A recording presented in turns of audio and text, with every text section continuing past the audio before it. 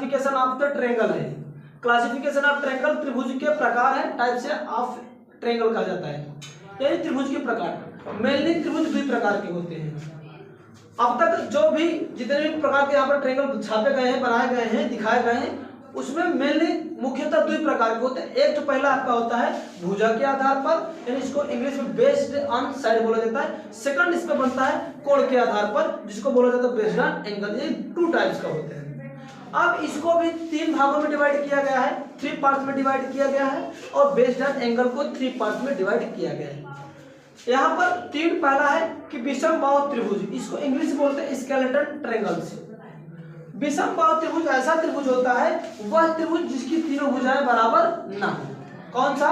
जिसकी, लिखते जाओ, कलम और कॉपी लेके बैठो साथ में,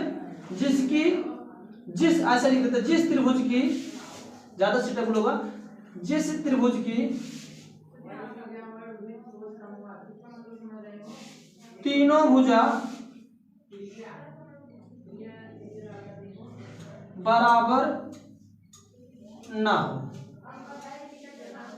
एकदम छोटे में शॉर्ट में बहुत अच्छा डिफिनेशन है कि जिस त्रिभुज की तीनों भुजाएं बराबर ना हो उसको हम बोलते हैं विषम बाहु त्रिभुज। जैसे यहाँ पर है, इस त्रिभुज में तीनों भुजाएं आपस में बराबर है नहीं, इसकी साइड कुछ है, इसकी साइड कुछ है, इसकी साइड कुछ है, यानी तीनों की साइड बोथ आर सेम नहीं है, अलग अलग है। तो इस प्रकार के त्रिभुज को हम बोलते हैं, क्या बोलते हैं? इसको बोलते हैं विषम बाहु त्रिभुज या स्केलेटन ट्रायंगल्स। सेकंड आपका है भुजा के आधार पर समबाहु त्रिभुज, इक्विलैटरल ट्रायंगल। इक्विलैटरल माने समान हो, जिसकी तीनों भुजाएं, वह त्रिभुज जिसकी तीनों भुजा क्या हो, आपस में बराबर हो। जिस त्रिभुज की तीनों भुजाएं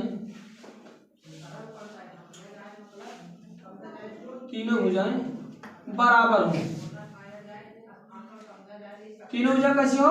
बराबर हो, उसे कहते हैं, क्या कहते हैं उसको भैया? Equilateral triangle. इस वाले ट्रायंगल की सारी भुजा क्या है? आपस में इक्वल है। और नेक्स्ट और लास्ट इसका है कि समद्विबाहु त्रिभुज। सम है, समधन द्वि मतलब समान है, जिसकी दो भुजाएं, जिस त्रिभुज की दो भुजा समान होती है उसको क्या बोलते हैं? समद्विबाहु त्रिभुज। पर लिखते हैं, जिस त्रिभुज की दो भुजाएं बराबर हो, कोई भी दो भुजा आपस में क्या होनी चाहिए? बराबर होनी चाहिए। तो इस टाइप का जो भी ट्रायंगल होगा उसको क्या बोलते हैं? समद्विबाहु त्रिभुज बोलते हैं। ये 3 प्रकार की भुजा के आधार पे होते हैं, इसको बोला जाता है समबाहु त्रिभुज। इसको अगर मैं इंग्लिश में लिखना चाहूं तो पहला है a triangles having all side equal, यानी इस पे लिख लें, ए triangle,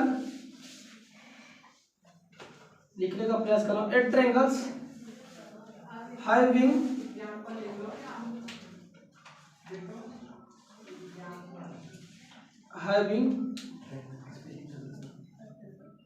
all side is not equal।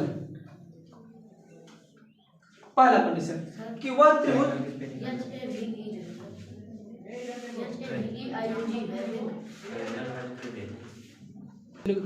हाँ, यहाँ पर पहला डिफिनेशन इसका बनता है इंग्लिश के लिए, a triangles having all sides is not equal, यानी ऐसा त्रिभुज जिसकी तीनों भुजाएं बराबर ना हो तो क्या कहलाएगा आपका? वो आपका स्केलेटन ट्रायंगल कहलाएगा। सेकंड आपका बनेगा क्या? कौन सा है आपका? तीसरा इक्विलैटरल ट्रायंगल है। इक्विलैटरल ट्रायंगल उसे कहेंगे a triangles having all side equals, यानी वह त्रिभुज जिसकी सारी भुजाएं बराबर हों।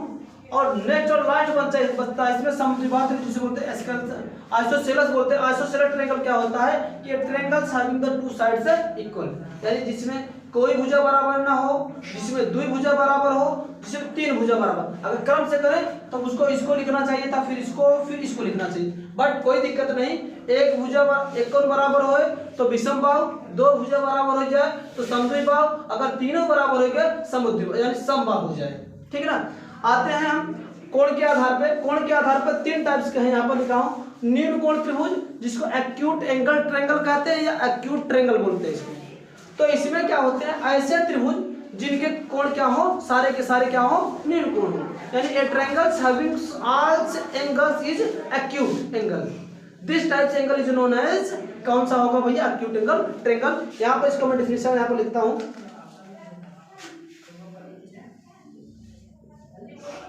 जिस त्रिभुज की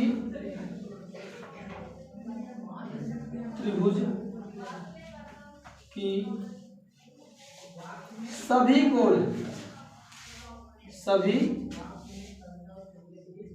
कोण कैसे हो, न्यून कोण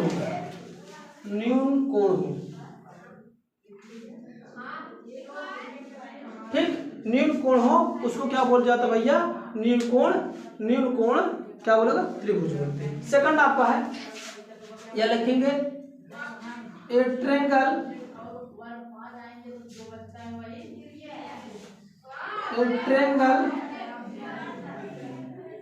having all angles, कैसा भैया, एक्यूट, यानी सभी कोण कौन से होने चाहिए, न्यून कोण होने चाहिए। तो कौन सा आपका बनेगा, आपका न्यून कोण त्रिभुज बनेगा, एक्यूट एंगल। सेकंड के लिए समकोण त्रिभुज किसे कहते हैं, वह त्रिभुज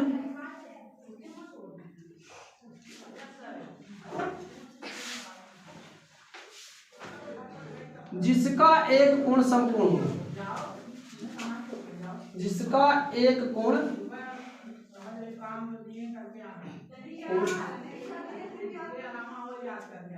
समकोण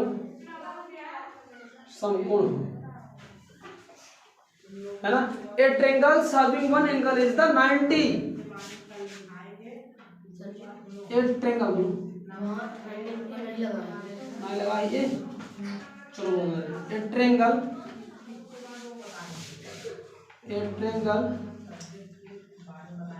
हैविंग एनी वन एंगल है, सॉरी ऐसे लिखते हैं, having A angle 90 degree, A triangle having A angle 90 degree, तो क्या कौन सा होगा, वो आपका समकोण त्रिभुज होगा। तीसरे के लिए आपका है अधिक कोण त्रिभुज, यहां पर लिखेंगे वह त्रिभुज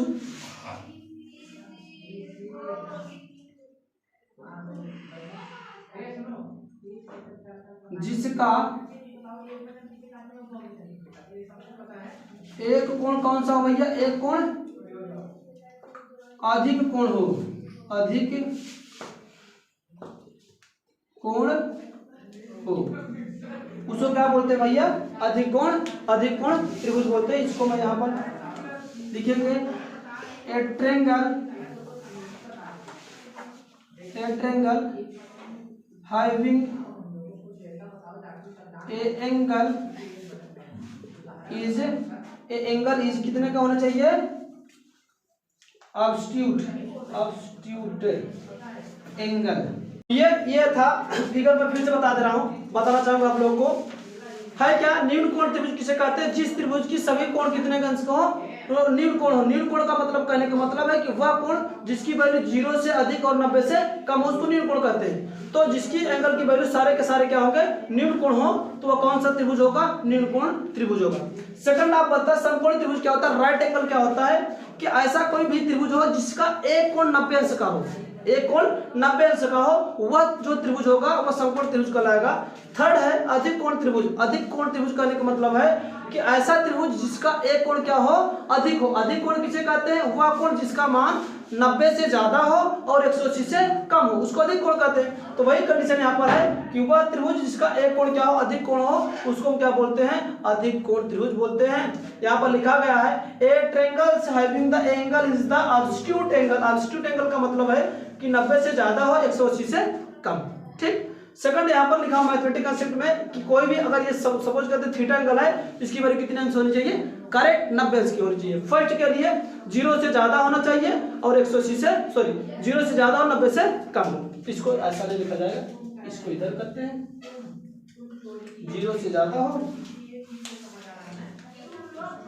90 से कम हो।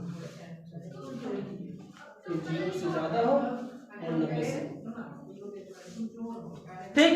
ये इस तरह से इसको डिफाइन किया जाएगा। हाँ, अब यहाँ पर जब भुजा के आधार पे आई है तो इनको क्लासिफिकेशन कोण होते हैं, क्या क्या किस प्रकार से कोण होंगे। अगर हम कहें कि स्केलेटन ट्रायंगल्स है यानी विषम बाहु त्रिभुज है, तो उनके प्रत्येक कोणों का मान अलग अलग डिफरेंट होगा। ईच ऑफ 3 ट्रायंगल्स यानी जितने भी तीनों कोण इसके होंगे वो सब अलग अलग एंगल के होंगे, अलग अलग डिग्री के कोण होंगे। कब के कंडीशन पे, जब वह स्केलेटन ट्रायंगल होगा, कहने का मतलब विषम बाहु त्रिभुज होगा। जब किसी भी त्रिभुज की एक भी भुजाएं बराबर नहीं होती हैं तो उनके कोण भी कोई आपस में बराबर नहीं होगा।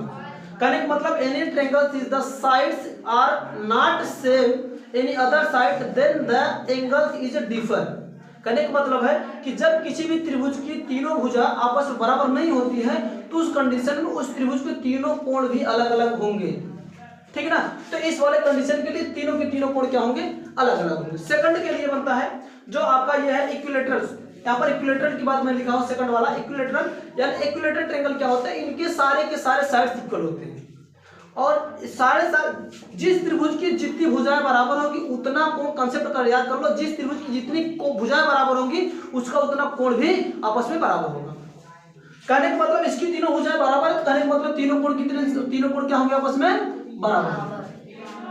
ये आपका समबाहु त्रिभुज के लिए तीनों कोण आपस बराबर, क्योंकि इसकी तीनों भुजाएं आपस में बराबर होती हैं। अब हम यहाँ पर यानी कहने का मतलब अगर ट्रायंगल्स का रूल लगाएंगे, हम जानते हैं किसी भी ट्रायंगल्स के जो इंटरनल जो एंगल होते हैं उनका अगर सम किया जाए कितना होता है, 1 का 80 होता है।